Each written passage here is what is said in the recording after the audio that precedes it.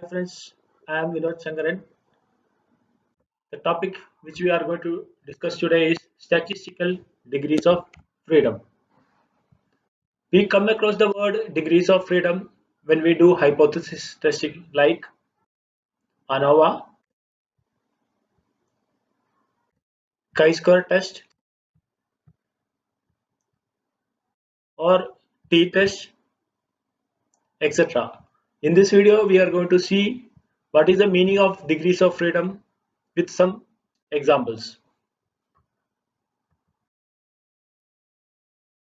Now let us go for an example.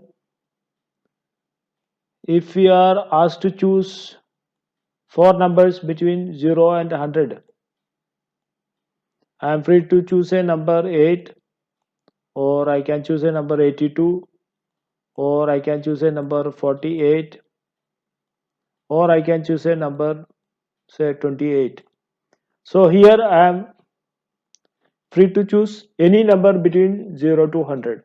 So in this case my n is equal to 4 because we have four numbers, and degrees of freedom because we are free to choose all the numbers. So our free degrees of freedom is 4. Now let us say I need to find a sum which is equal to 30. In this case, I am choosing the first number, say 12. This is I am free to choose. Another number, say 8. Another number, say 6. Now, if you see,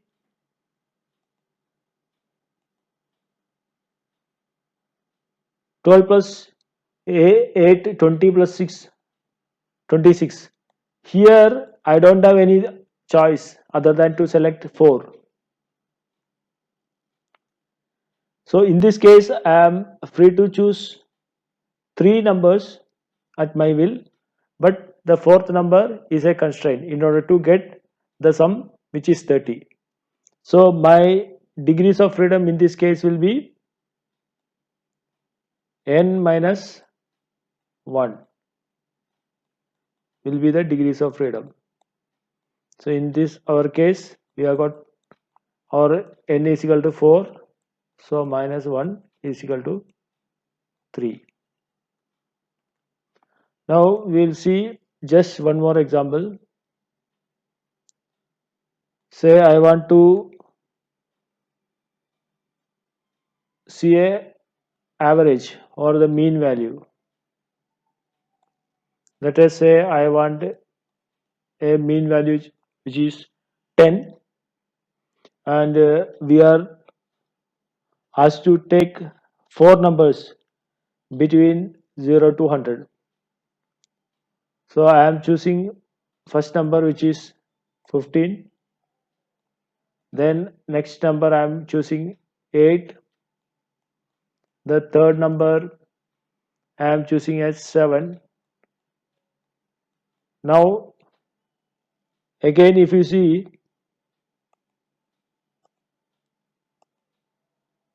this number should be essentially 10, right, in order to get the mean value which is 10. I am free to choose all the three numbers, but the fourth number which is a constraint, or this is an automatic, so we don't have any control over this number. Hence my degrees of freedom is again will be n minus 1, which is equal to 3.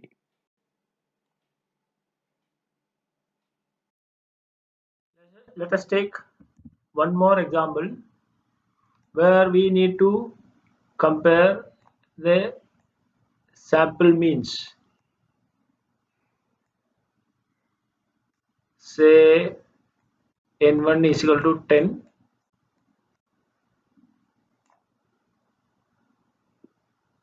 and another sample mean.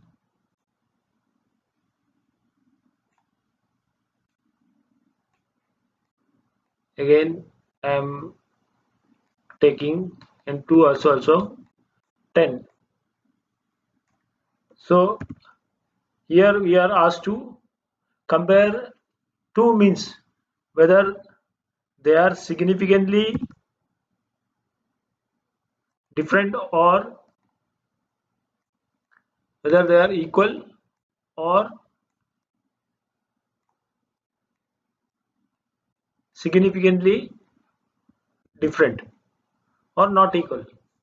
So in this case also, as we discussed earlier, here also the degrees of freedom will be n minus 1, which is 9. Here also n2 minus 1, that is equal to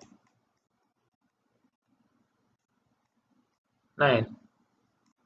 Then the overall will be n1 plus n2 minus 2, which is 18. So in this case, we have got two constraints, one from here, the other one from here. So our total degrees of freedom will be only 18.